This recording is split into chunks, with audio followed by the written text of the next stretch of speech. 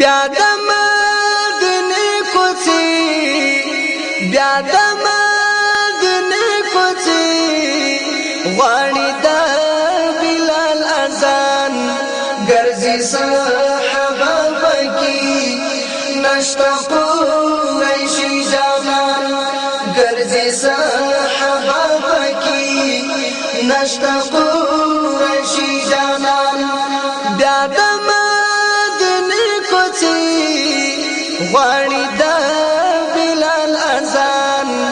ګرځي صحابه پکې نشته قریشي جانان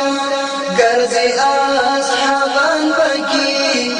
نشته قریشي جانان بیا حضرت عمر تو رپلاس کی قهر دلی دی حضرت عثمان دا